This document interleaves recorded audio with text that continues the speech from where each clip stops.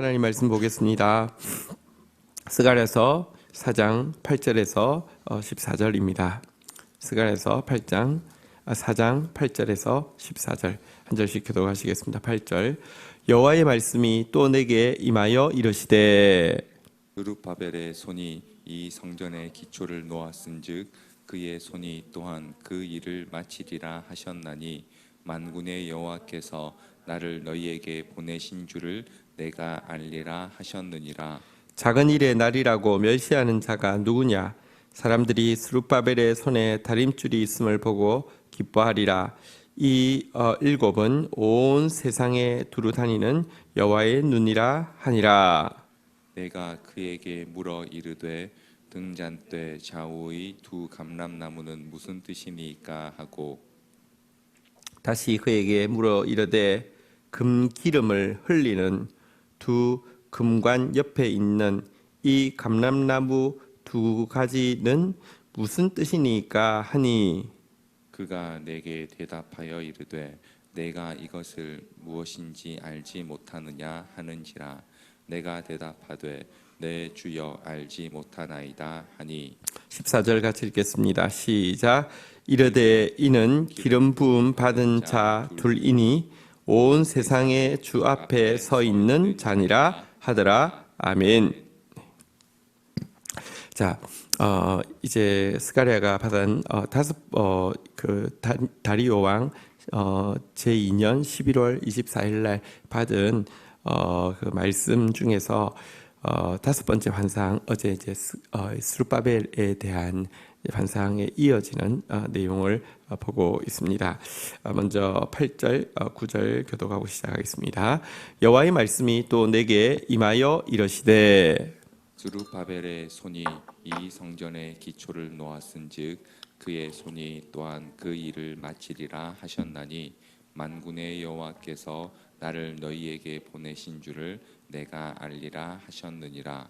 네, 스가랴에게 주신 예언의 말씀은 무엇이냐고 하면 스룹바벨의 손이 성전의 기초를 놓게 했는데 사실 성전 기초를 놓는 일은 이제 고레스의 칙령에 의해서 온 지 2년 만에 된 일이거든요.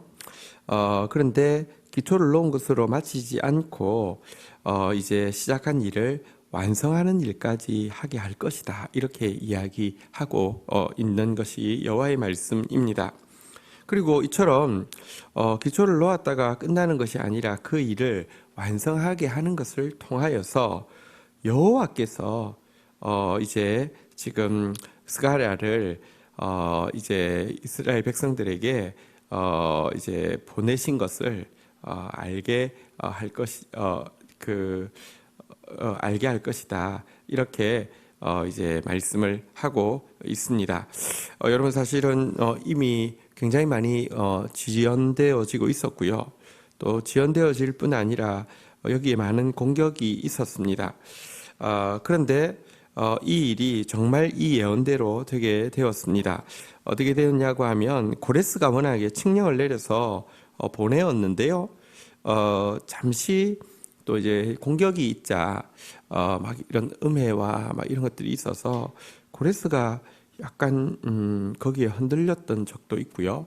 또 지금은 고레스의 통치가 지나고 났기 때문에 이렇게 그냥 유야무야 되어지고 있는 상황이었기 때문에 외부 환경도 녹록지 않았고 특별히 이스라엘 백성들 자체도 성전을 세우는 일에 대한 열의가 사라진 상태이기 때문에 불가능해 보이죠. 자, 그런데 말씀이 먼저 와서 백성들을 흥분시켰고요. 그러고 있을 때에 이 고레스 왕의 조서, 처음 이스라엘 백성들을 보냈던 그 고레스 왕의 조서가 발견이 되게 되었습니다. 이 조서가 선왕의 조서가 발견이 되자 여러분들 건축 공사를 반대했던 주변에 있는 총독들도 눈치를 보게 되고 도리어 후원하게 되어서 성전 공사가 스룹바벨의 손에 의해서 완성되게 되었습니다. 이것은 이런 작은 나라인 유다에게는 정말로 일어나기 힘든 일이었는데요. 하나님의 말씀대로 고레스의 손이 성전 기초를 놓았는데 고레스의 손이 마치는 역사가 일어나게 되었습니다.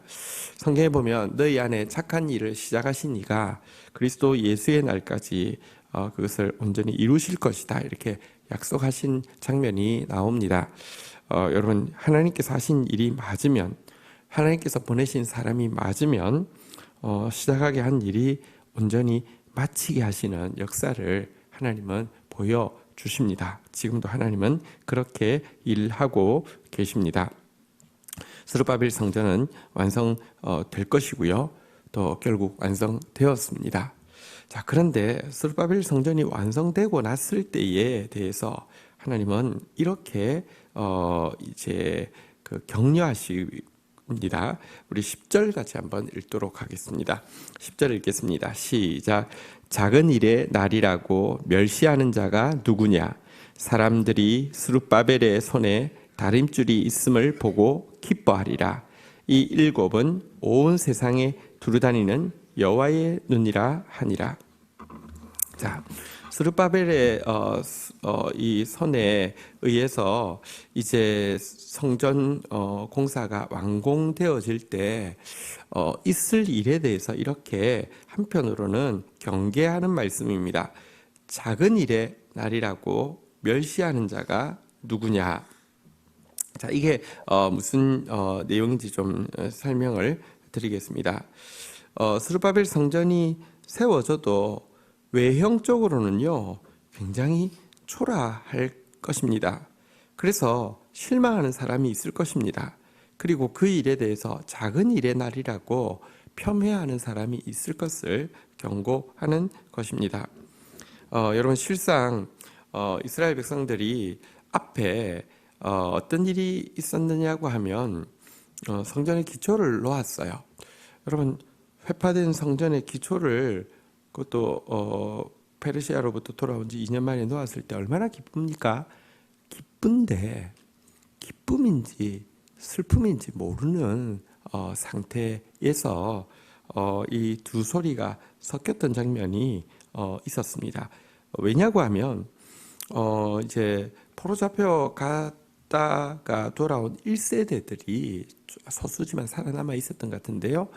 그들은 보면서 너무 초라해 보였던 것입니다. 과거의 솔로몬의 성전에 비하면 기초가 이렇게 놓여가지고는 그림이 견적이 나오는데 이게 뭔가 이런 실망감 때문에, 이게 막 젊은 세대는 그걸 모르니까 막 노래하고, 그런데 늙은 세대는요 막 울고, 울음소리인지 웃음소리인지 모르는 소리가 기괴하게 났다고 그랬는데요. 여러분, 울음소리가 셀까요? 웃음소리가 셀까요? 울음소리가 훨씬 셉니다.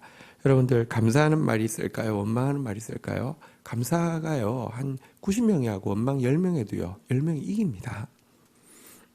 그것 때문에 금방 이스라엘 온 백성이요 분위기가 싸해지고 낙담하고, 결국 아니나 다를까 그랬더니 대적들도 막 공격하고 정치적 상황도 바뀌고, 그래서 성전 공사가 지연됐던 거거든요.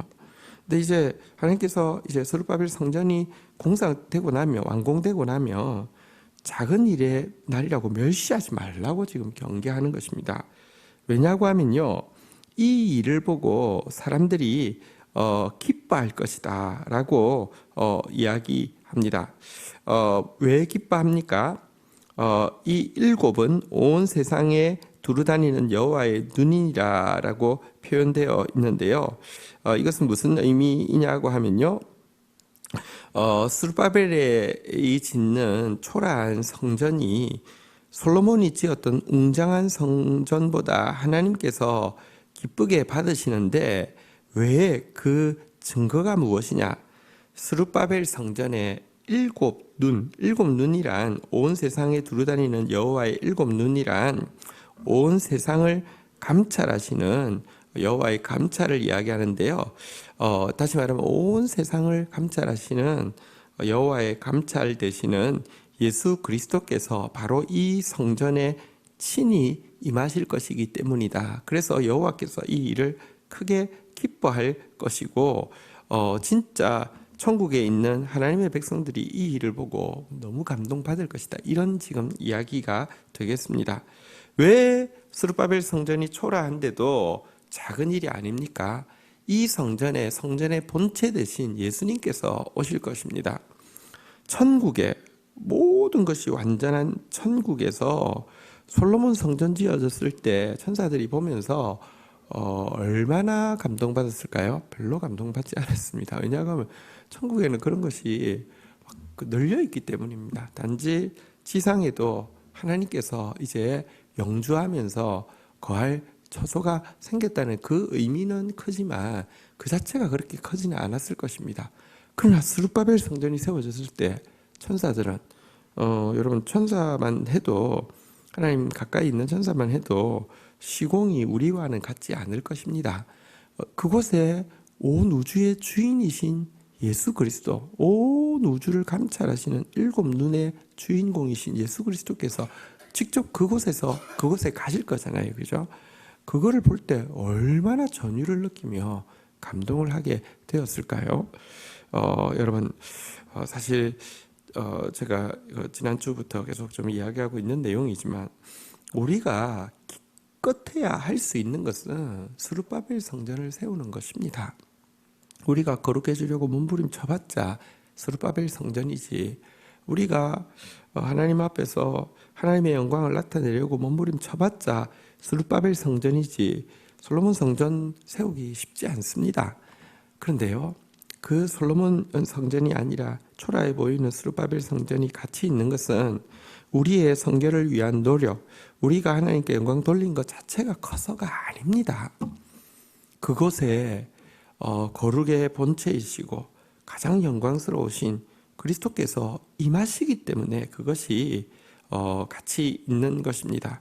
우리가 거룩을 위해 몸부림쳐서 초라한 스룹바벨 성전을 온전하게 하고 나면 하나님께서 그 성전의 본체 되시는 새 예루살렘을 하나님께서 하늘로부터 내려주신다는 것이 여러분 성경의 약속입니다. 그래서 우리가 성결을 위해서 몸부림치는 그 몸부림이 의미가 있고 가치가 있고 그것에 우리가 목숨을 걸어야 하는 이유인 것입니다.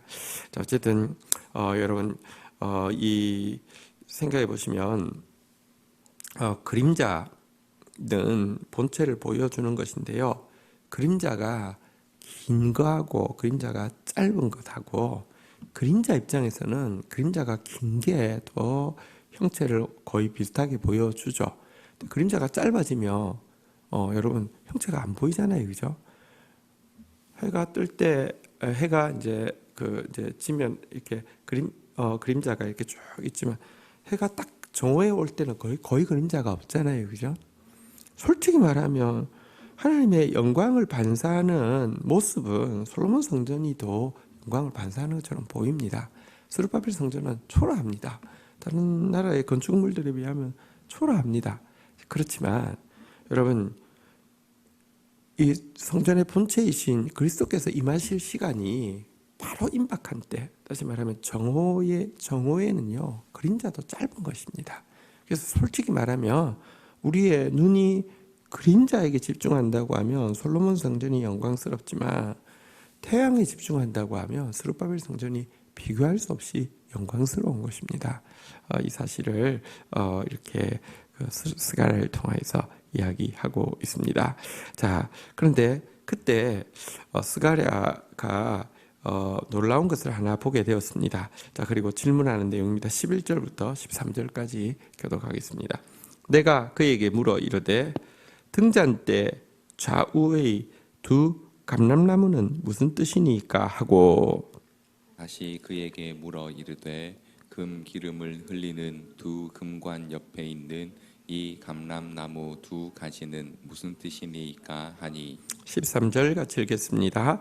그가 내게 대답하여 이르되 내가 이것이 무엇인지 알지 못하겠느냐 하는지라 내가 대답하되 내 주여 알지 못하나이다 하니.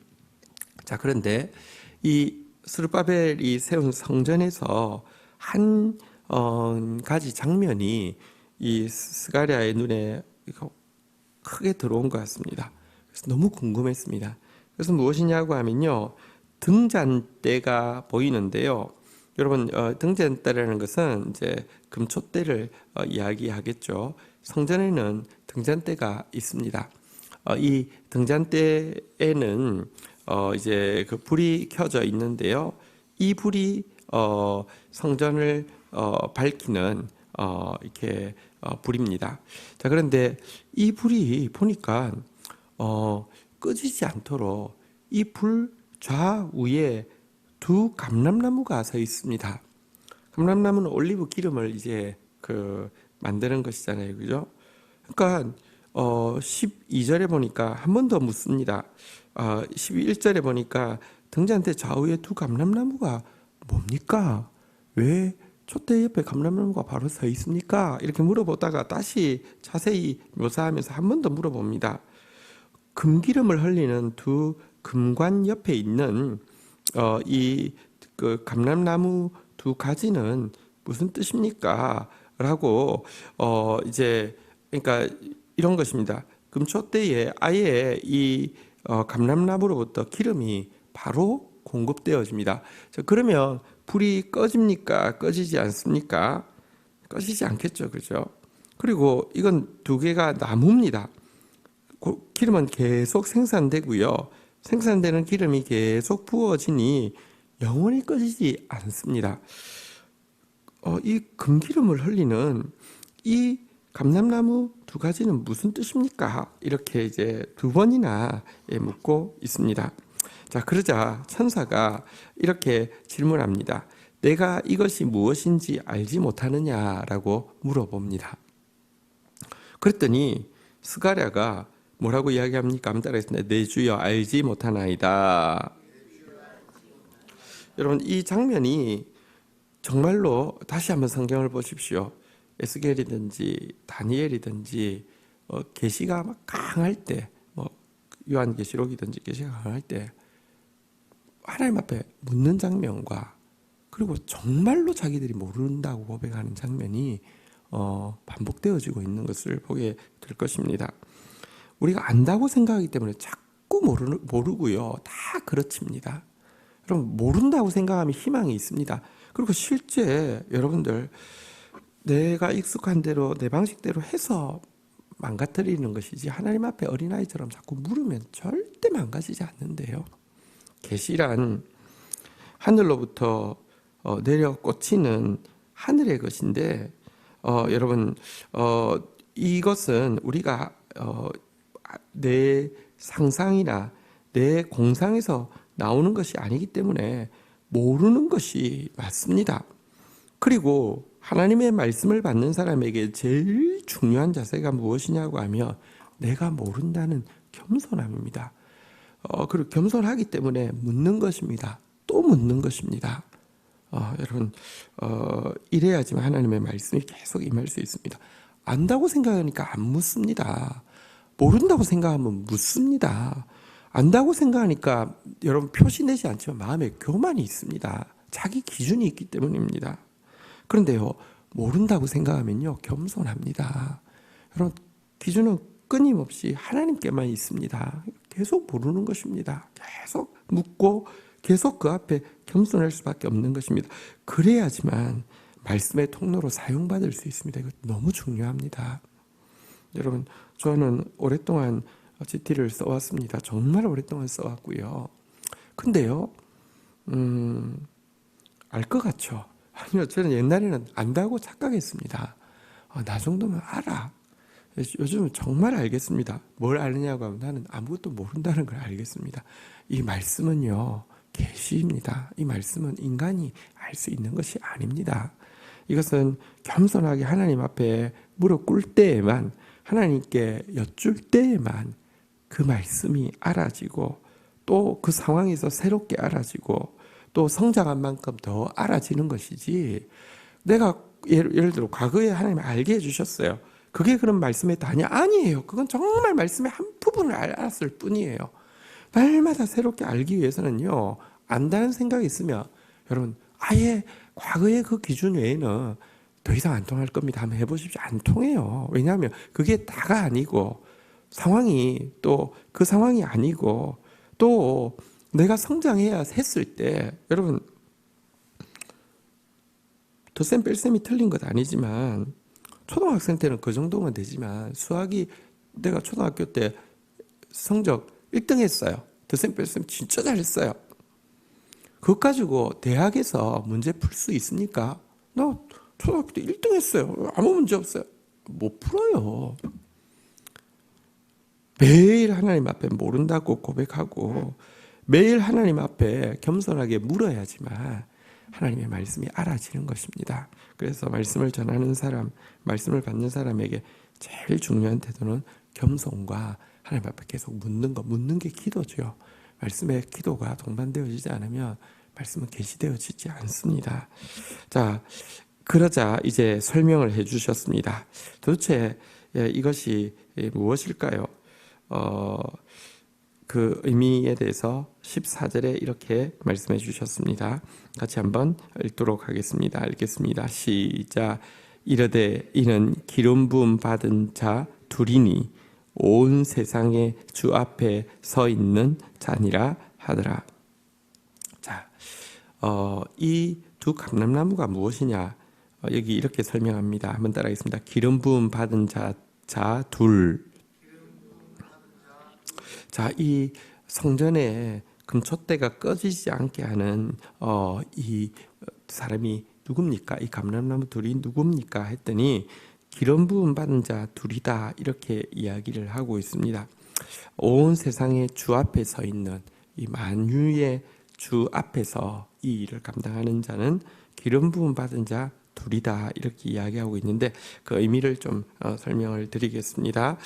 첫 번째는 지금 계속 나왔던 내용이 여호수아 대제사장 여호수아에 대한 내용과 이어서 총독인 스룹바벨에 대한 내용이 이 스가랴가 다리오 왕 제2년 11월 24일에 받은 계시에 지금 이제 이어지고 있는데요.